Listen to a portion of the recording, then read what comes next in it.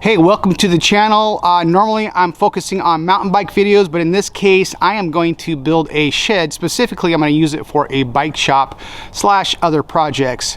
And while the professionals are working on the house behind me, I'm going to get started on the shed. One of the nice things is I'm able to use a lot of the leftover lumber from the house project. That's going to save me a little bit of money. Now the shed's going to be a modern style build. It's going to be 10 by 20 and it's going to have a lean style roof, so slope style. So it's I don't need a permit for this shed because in my area, if you build something 200 square feet or less, you don't need a permit, but I would definitely check your local areas. Having said that, I am going to build it to permit standards. I want to make sure this shed is strong and it lasts. So with that said, let's get started.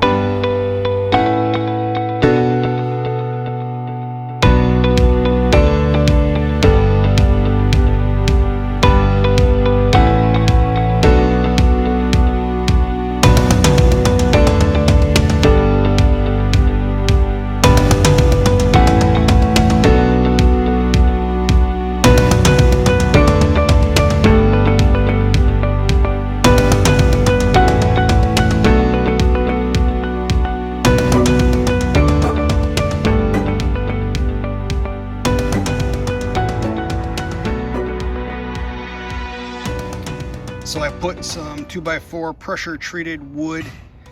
I'm using that for sill plating. It's a little bit less expensive than real sill plating and should do the job. Sunk some J bolts in the concrete. Wish I had left them a little bit longer, but it seems to be working okay. So here I'm starting to frame out the 10-foot wall. That's going to be the door entering the bike shop.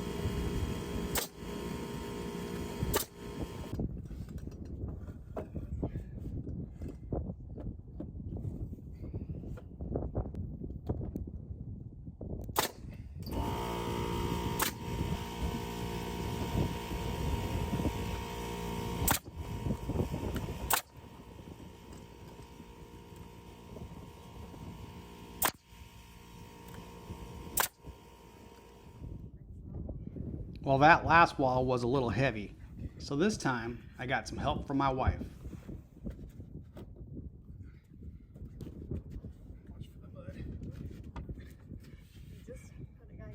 You may have noticed my wife is wearing Birkenstocks in sub-freezing temperatures.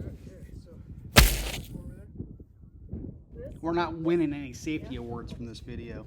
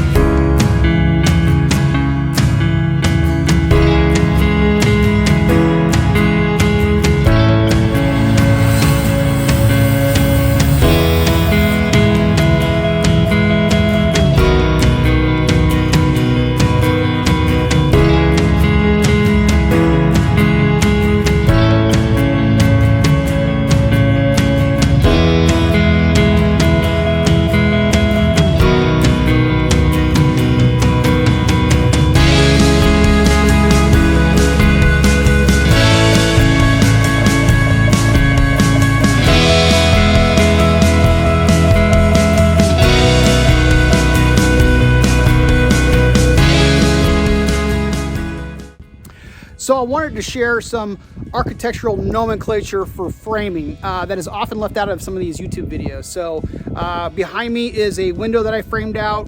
Above the window is the header. This is your sill plate right here, the lower part of the window. On the inside stud, that is a trimmer stud. And then the outside portion of the trimmer stud is called a king stud. Below the window, these right here are called cripples. So these are bottom cripples down here. And if you have a taller ceiling, if you have cripples above the window, those would be upper cripples. So just a few nomenclature tips for you to speak the language.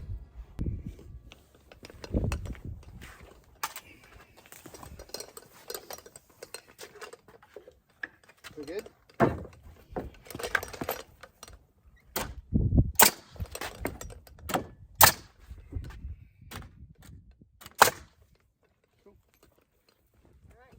So another good framing hack on the inside of your building, if you're trying to square it up, is to use these 2x4s for bracing. Nail it at the top and then push it in the direction that the level tells you to go.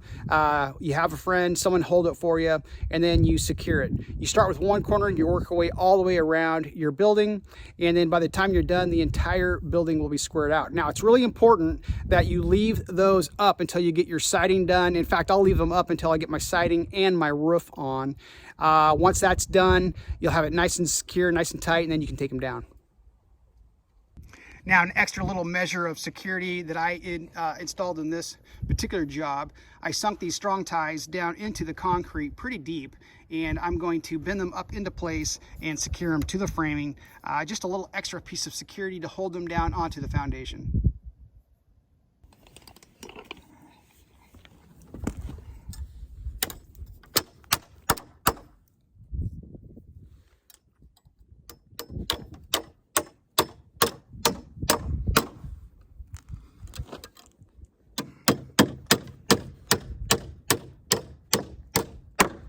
And I nailed the entire thing off, so it'll be nice and secure.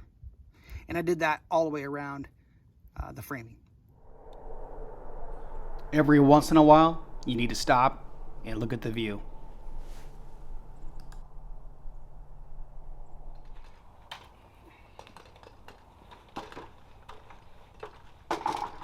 After squaring the walls, I tied them all together with the top plate.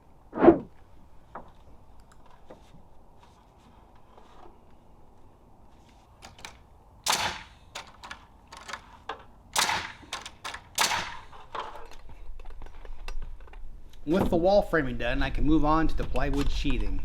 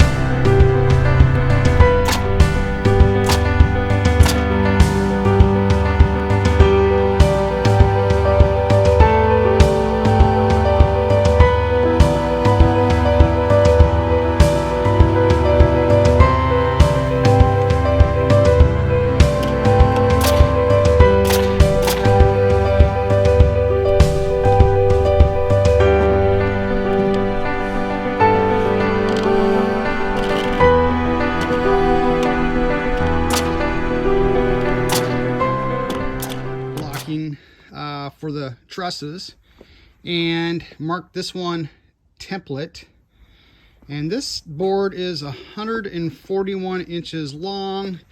I took 3 inches off of it so I could put the fascia boards on there, and it'll be exactly 12 feet in length. So I'm really happy. I tested it along the roof line and everything lines up perfectly.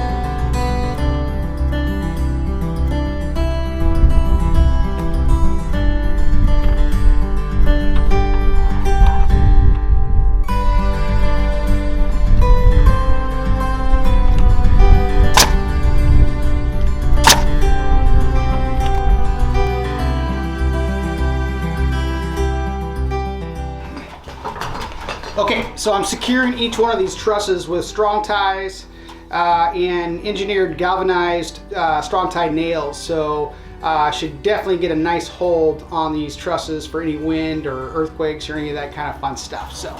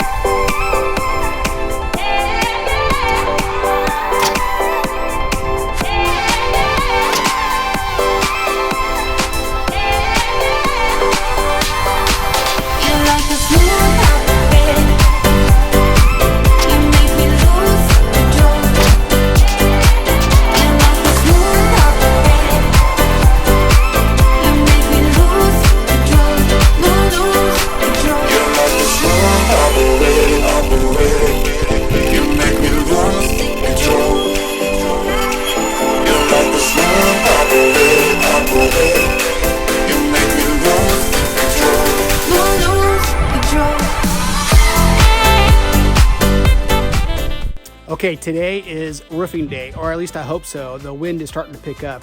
It's a beautiful afternoon here in Walla Walla, Washington. However, it's 20 degrees outside, so don't let the sun fool you. Roofing special, it's kind of a benchmark for where you're at in your project. I love getting up there. You can see all around. It's great to be up on a roof. So looking forward to it. Let's get to work.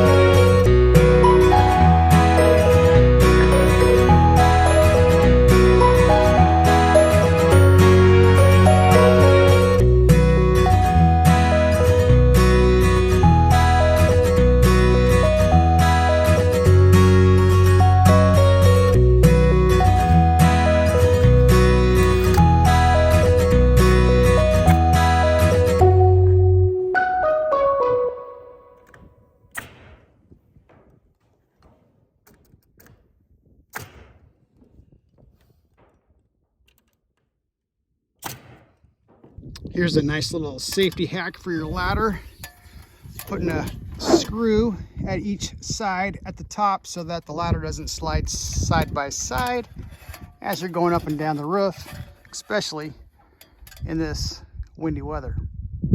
And you also want to make sure you have a nice solid base at the bottom of the ladder. Sometimes using a piece of scrap wood will help level it out. All right, we got plywood on the roof. Okay, so I'm getting ready to put the shingles on the roof of my shed or shop. And I'm fortunate because I have a bunch of leftover shingles from the house. It's also high wind shingles, which is great because I do get my share of high winds here from time to time. And it'll come in really handy. Hopefully it'll be nice and stable and last me a long time.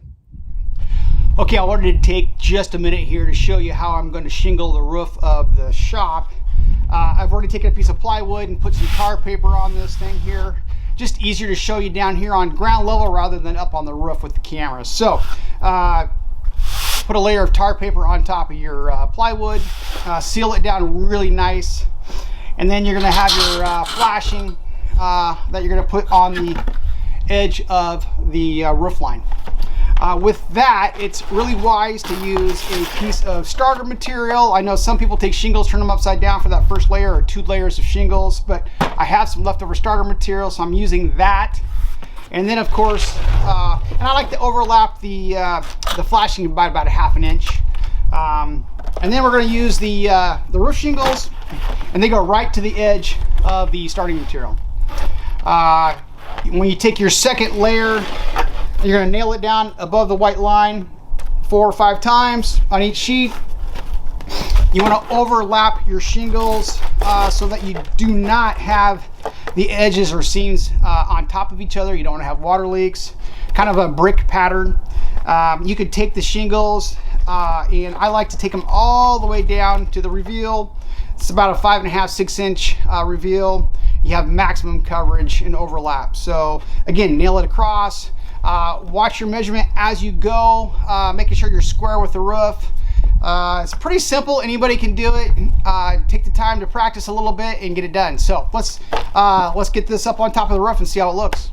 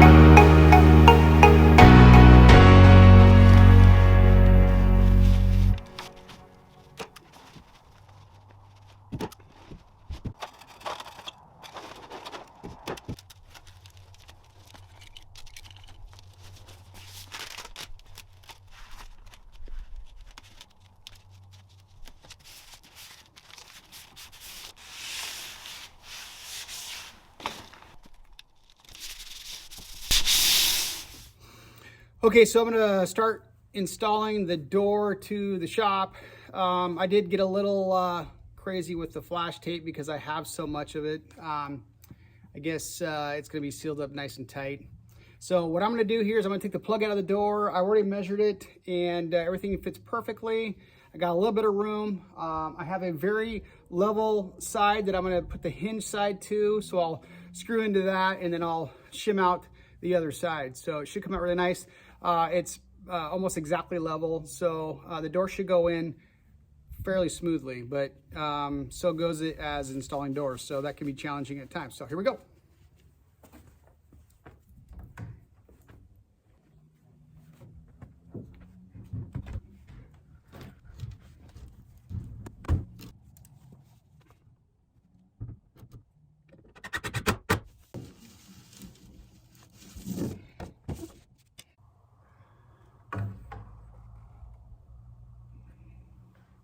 Not too bad.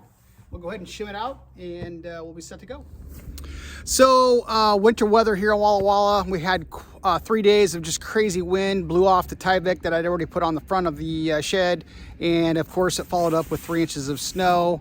It's about 18 degrees outside, so definitely slowing up my project just a bit. All right, so today I'm going to install my little windows I have towards the top of the front of my shed. And what these windows are designed to do is allow some ambient light. Now I looked at doing some vinyl windows, those are very expensive. I was worried about glass plating, not very strong, so I decided to use plexiglass. And what I did, because these are 3 feet by 1 foot, I went and bought some 2 by 3 plexiglass, ripped it down the middle, voila. I'll trim it out. We'll use some silicone to seal these things in, and I think they'll come out really nice. Let's get to work.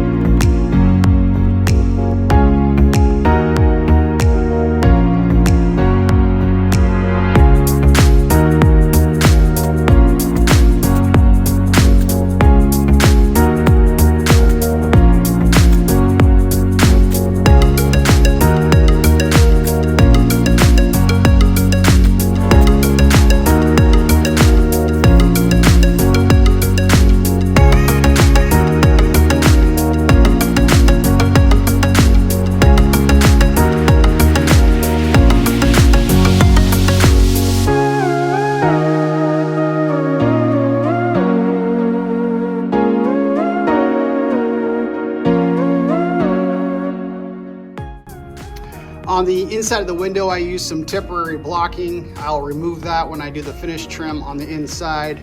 I also use some 1/4 inch trim to keep the plexiglass up off the sill. Again, seal it in with some blocking all the way around temporarily. I also left the protective film on the inside of the plexiglass to protect it from when I'm sheetrocking, painting, all that good stuff. I'll remove that later.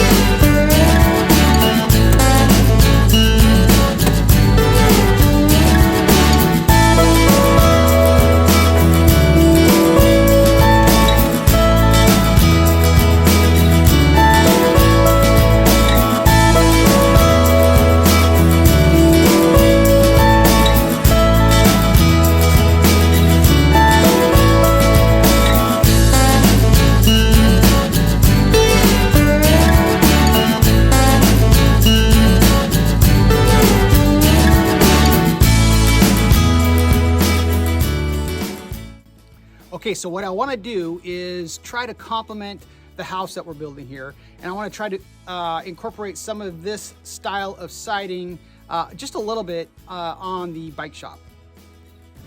So I talked to my contractor, wanted to make sure that I matched it exactly. I found out the place where he received the trim. It was a special order, and this stuff is not cheap, I'll admit. So anyways, I have the trim. I went down and picked it up at the lumber store, and let's get it put up. Okay, so the first piece I'm gonna put up is the corner piece. Pretty easy, I think it's pretty intuitive.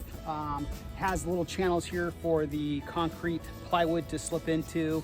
Should give me a nice, good seal on the siding. So let's get this put up.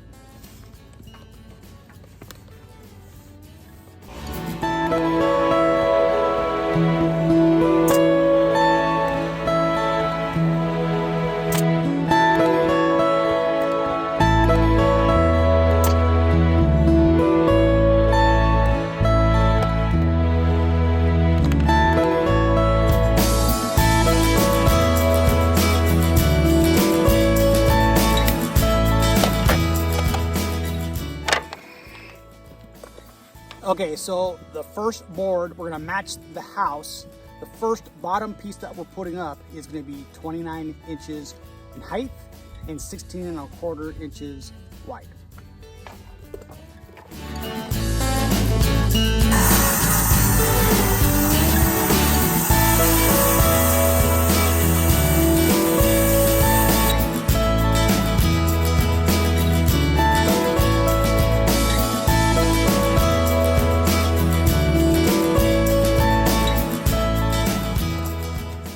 Okay, so this should fit right in.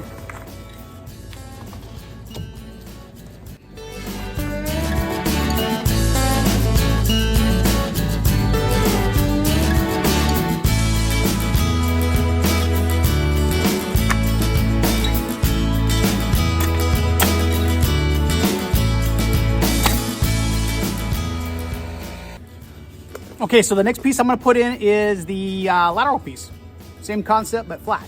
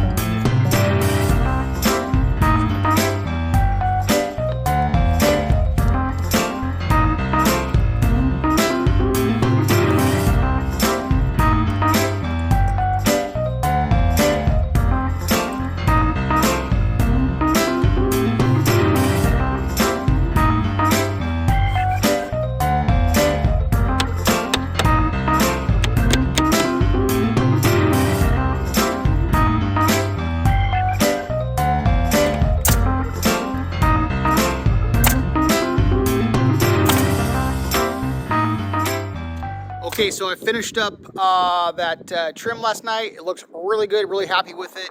I'm gonna trim out the windows today and start putting up some of the LP siding. Now I'm using this leftover trim material. It's a concrete material and it is bulletproof. So, also heavy.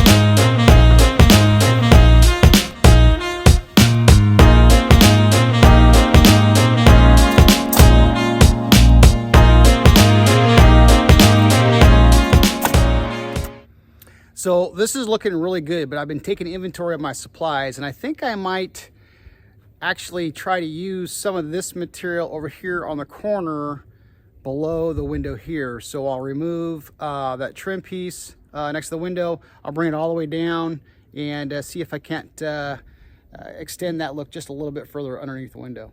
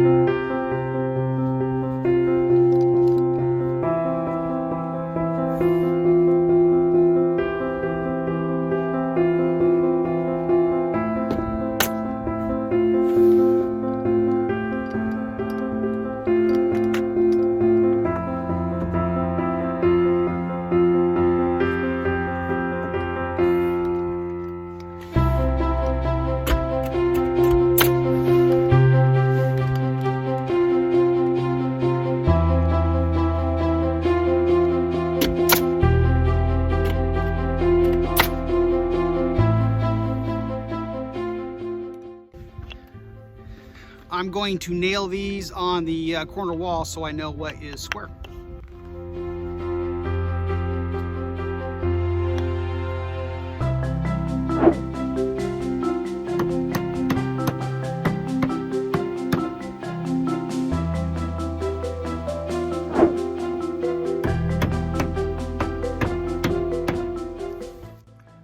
So I'm using these scrap 2x4s to act as a ledger at the base of the foundation here so that I can lay the exterior plywood onto those to make sure that I have it nice and level and at the height that I need.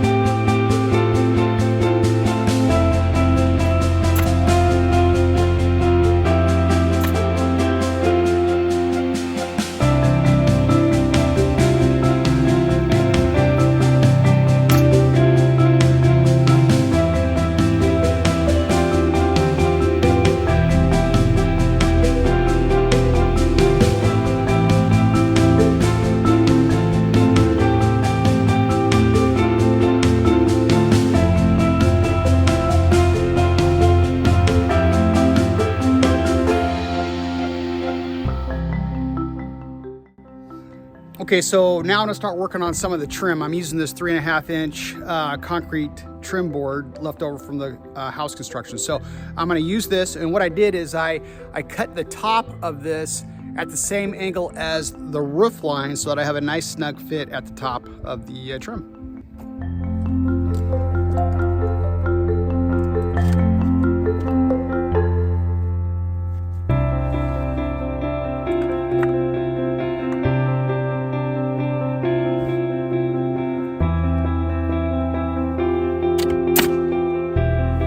So here under the soffit where the roof truss comes out, I put up the first piece of trim, and there's just a little bit of space back there that I want to hide. So I cut this next piece of trim to hide right, or to sneak right up inside there. It should fit just perfect.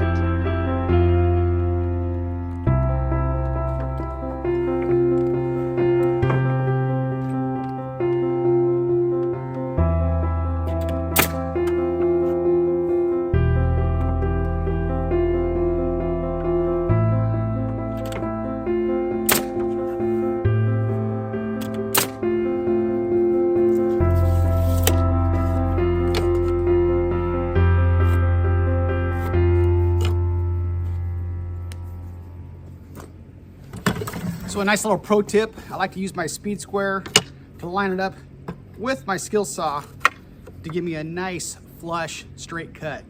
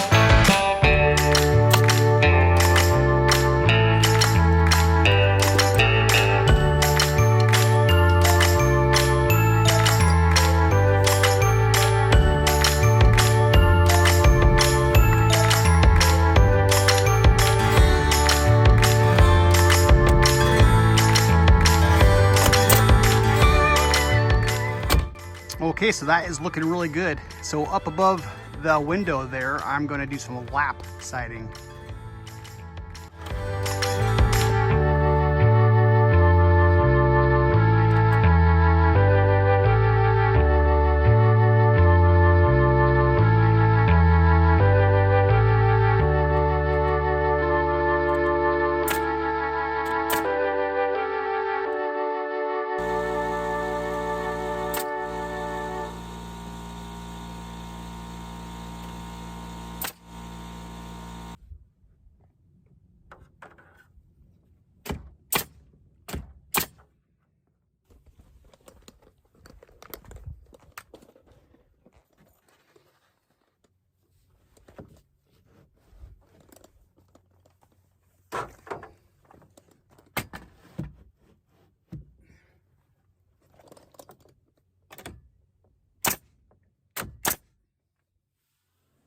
So today is a beautiful day to finish up the siding. I'm really excited to get the lap siding up today. I'm using an LP engineer style siding.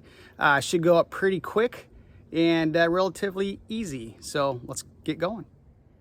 Got my cut shop all set up to get this thing knocked out. Okay, so I'm starting out. I ripped some 2-inch lap siding. I'm putting that down at the very bottom so that first layer of siding has something to rest on. Gives it a little bit of an angle so it's not flush.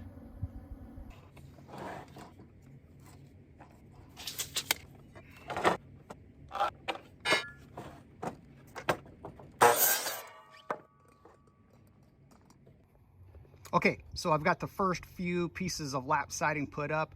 I'm using a 7-inch reveal to match our house. I'm using these little siding holders. They're really slick. Makes it really easy when you're working by yourself. Slips up underneath the siding and holds the next piece already preset to the reveal that you desire. So it's going up really nice. I'm also using the level from time to time, making sure that it is perfectly level as I install the siding. So far so good.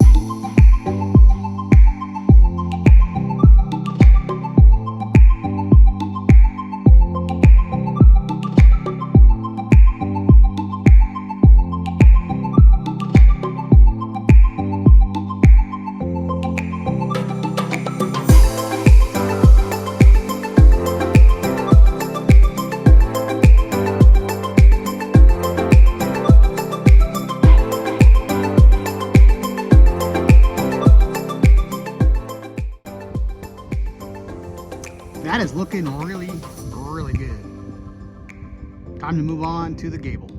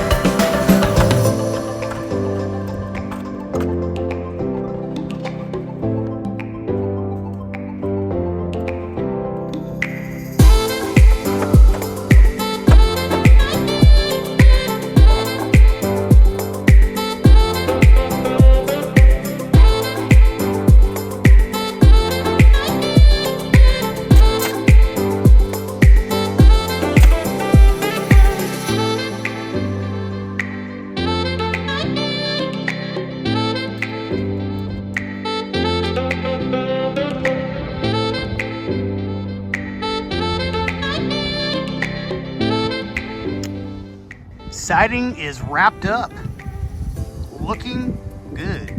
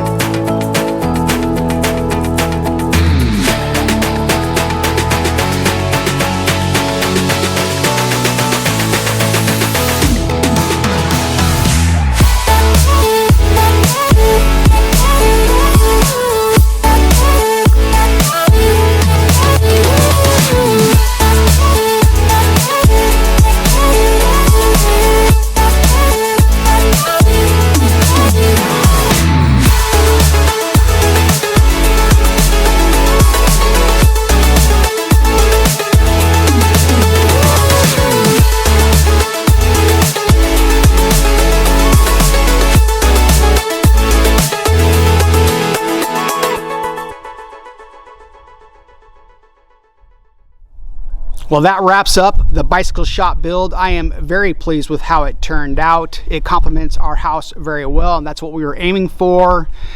We survived high winds, freezing temperatures, and some snow to get this built, but the end result was very good. I know there's some professionals out there that might have done some things a little differently. Maybe you've got some tips and tricks for building by yourself. Let me know in the comments. And if you just like the video and you're entertained, please let me know in the comments. I'm grateful for you staying around. Please like and subscribe for more content. And especially if you like mountain biking, check out one of my other videos. Thank you.